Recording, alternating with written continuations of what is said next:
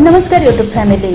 मोलकरणीनं खरेदी केला 60 लाखांचा फ्लॅट, 4 लाखांचं फर्निचर, मालकिणीला बसला धक्का। चला तर मालकिणीला धक्का का बसला हे आजच्या व्हिडिओद्वारे आपण जाणून घेणार आहोत। सुरतमध्ये घरकाम करणाऱ्या एका महिलेने 60 लाखांचा फ्लॅट खरेदी केल्याची घटना सोशल मीडियावर व्हायरल झाली आहे। मालकिणीला धक्का बसला कारण महिलेकडे आधीपासूनच गुजरातमध्ये दुमजली घर आणि दुकान आहे। स्मार्ट बचत आणि अनावश्यक खर्च टाळल्याने हे शक्य झाल्याचे मालकिणीने स्पष्ट केले आहे। जर तुम्हाला रिअल इस्टेट व्यवहारांबद्दल संपूर्ण माहिती हवी असेल तर आमच्या YouTube चॅनलला सबस्क्राइब करा आणि नवनवीन व्हिडिओ अपडेट्स मिळवा। सबस्क्राइब करा आणि तुमच्या रिअल इस्टेट नॉलेज मध्ये भर घाला। देशातील महानगरांमधील घरांच्या किमती आभाळाला भिडल्या आहेत। घरांचे वाढलेले दर, EMI, नोकऱ्यांबद्दलची अनिश्चितता यामुळे अनेकांचं घराचं स्वप्न अधुरच राहतं।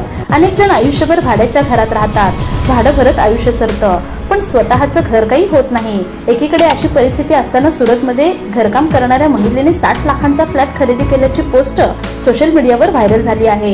ही बाब महिलेच्या मालकिणीला समजताच तिला आश्चर्याचा धक्का बसला। तिनेच ही घटना सोशल मीडियावर पोस्ट लिहून शेअर केली। आता त्या पोस्टवर विविध प्रकारच्या प्रतिक्रिया वाचायला मिळत आहेत। एक युजर नलिनी उनागर यांनी एक प्रेरणादायी पोस्ट शेअर केली आणि ही पोस्ट व्हायरल झाली आहे।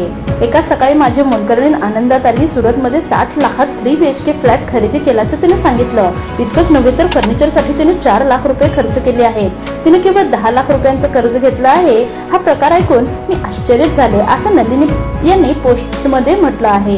नलिनी यांनी तिच्या मोलकरणीबद्दलच्या आणखी काही गोष्टी पोस्टमध्ये शेअर केल्या आहेत। तू 60 लाखांचा फ्लॅट कसा घेतलास असा प्रश्न मी तिला विचारलं, तेव्हा मला आणखी आश्चर्यकारक गोष्टी समजल्या। सुरतमधील 3 BHK फ्लॅट मोलकरणींनी पहिली संपत्ती नव्हती। तिच्याकडे आधीपासूनच वेलंजा गावात म्हणजे गुजरात येथे दुमजली घर आणि एक दुकान आहे। घर आणि दुकान भाड्याने दिलेलं आहे अशी माहिती मला मोलकरणीने दिली, असं नलिनी यांनी पोस्टमध्ये नमूद केलं आहे। मोलकरणीने मालमत्तांबद्दल सांगताच नलिनी अवाक झाल्या। त्यांची पोस्ट सोशल मीडियावर व्हायरल झाली। कोणाला हा प्रकार अविश्वसनीय वाटला, कोणी महिलेचे नशीब चांगलं असल्याचं म्हटलं, काहींनी हा कर न भरल्याचा परिणाम असल्याचं म्हटलं। मोलकरणीने इतकी संपत्ती कशी उभारली हे खुद्द नलिनी यांनीच उलगडून सांगितलं। मोलकरणीने खरेदी केलेल्या मालमत्ता ही काही जादू नाही।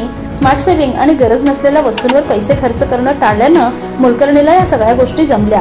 घरकाम करणारी मंडळी गरीब असतात असं समाज मानतो, पण अनेक जण त्यांच्याकडे येणाऱ्या पैशाचं व्यवस्थापन उत्तम पद्धतीने करतात। काही जण कॅफे, गॅजेट्स आणि प्रवासावर पैसे खर्च करतात, तर काही जण या सगळ्याचा मोह टाळून बचत करतात, असं नलिनी यांनी पोस्टमध्ये म्हटलं आहे।